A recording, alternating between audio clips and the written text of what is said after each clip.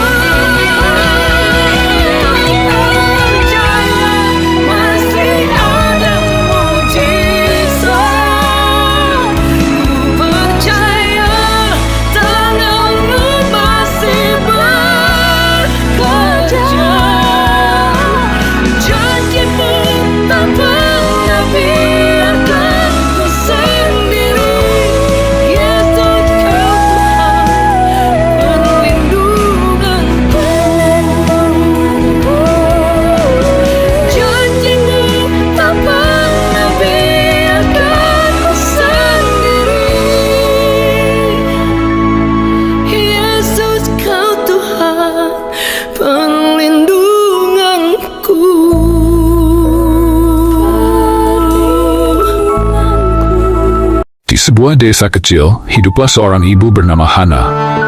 Hana adalah seorang ibu yang sederhana, namun ia memiliki iman yang luar biasa kuat.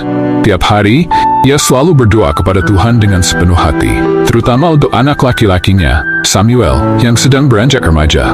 Samuel adalah anak yang baik, namun ia mulai terpengaruh oleh pergaulan yang kurang baik dan seringkali pulang larut malam. Hana merasa sangat cemas, tetapi ia tidak pernah berhenti berdoa. Setiap malam, setelah Samuel pulang, Hana selalu berlutut di samping tempat tidur Samuel, memohon kepada Tuhan agar melindungi dan membimbing anaknya ke jalan yang benar. Dalam doanya, Hana selalu mengingatkan Tuhan akan janjinya dalam Amsal 22 ayat 6. Waktu terus berjalan, dan Hana terus berdoa tanpa henti. Suatu malam, Samuel pulang lebih awal dari biasanya. Ia melihat ibunya sedang berdoa untuknya, dan hatinya mulai tersentuh. Malam itu, Samuel teringat akan ajaran ibunya tentang kasih dan kebaikan Tuhan yang selalu sabar menunggu anak-anaknya kembali. Samuel mulai merasakan dorongan untuk berubah. Ia mulai mengurangi waktu bersama teman-temannya yang tidak baik, dan lebih sering menghabiskan waktu di rumah, mendengarkan nasihat ibunya. Hari demi hari, Samuel merasakan damai sejahtera dalam hatinya yang selama ini hilang. Suatu hari, Samuel datang kepada ibunya dan berkata, "Ibu, aku ingin memperbaiki hidupku. Aku ingin lebih dekat dengan Tuhan, seperti yang ibu ajarkan." Hana menangis bahagia dan berterima kasih kepada Tuhan. Doanya selama bertahun-tahun akhirnya dijawab. Samuel kembali ke jalan yang benar, dan ia mulai aktif di gereja, membantu pelayanan dan menjadi teladan bagi teman-temannya. Kisah ini mengingatkan kita pada Yakobus 5 ayat 16.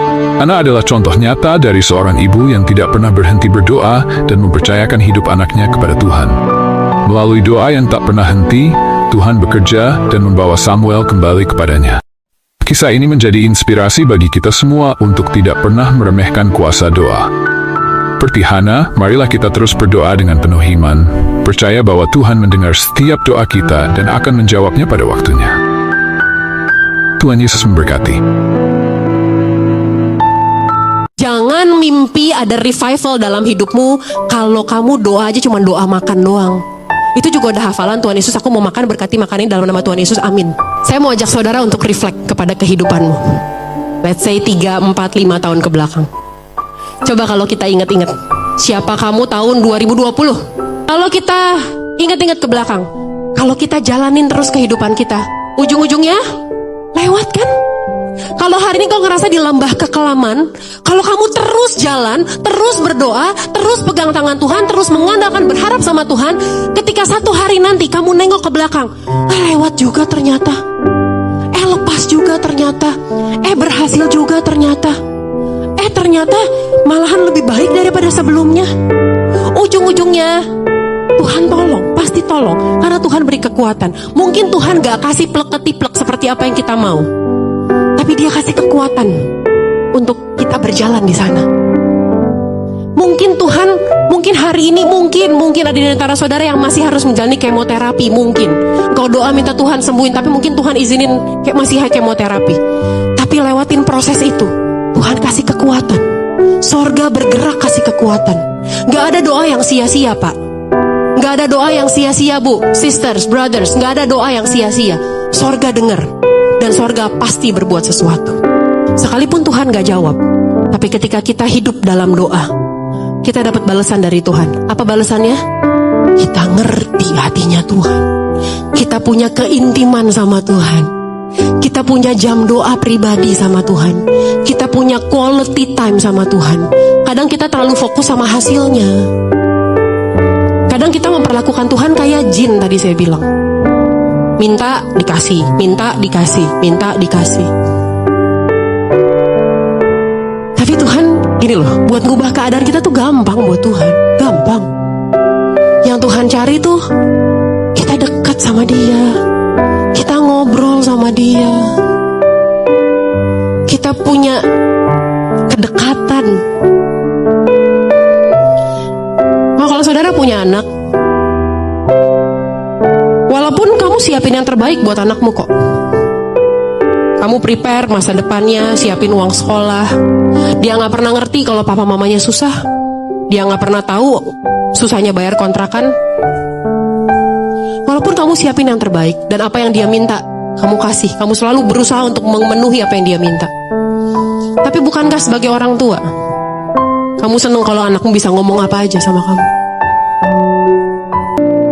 Mazmur 91 ayat 1-4.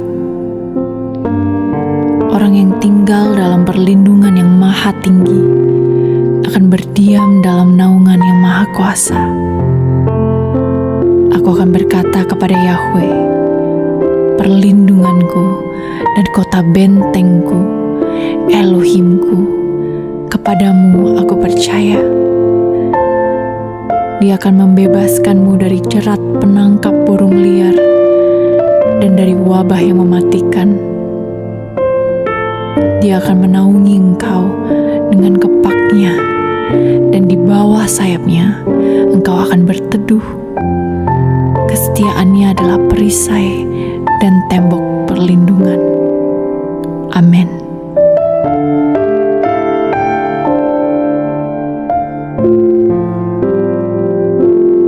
Tuhan, Bapa yang baik di dalam Tuhan Yesus Kristus, kami berterima kasih atas firman-Mu yang terus menjadi kekuatan bagi kami di saat tidak ada satupun yang dapat memberikan kami kekuatan, penghiburan, perlindungan, baik pertolongan. Kami percaya masih ada Yesus. Engkau Yesus yang selalu peduli terhadap hidup kami. Ajar kami Tuhan untuk selalu percaya kepadamu. Berdoa Tuhan untuk malam hari ini, untuk setiap anak-anak-Mu yang sedang alami lembah kekelaman dalam hidupnya. Kami percaya tidak ada masalah yang terlalu sukar untuk Yesus dapat melakukan mujizat dalam setiap kehidupan kami sekarang dan untuk selama-lamanya. Kami mau selalu percaya kepadamu. Hanya di dalam nama Yesus kami berdoa. Amin.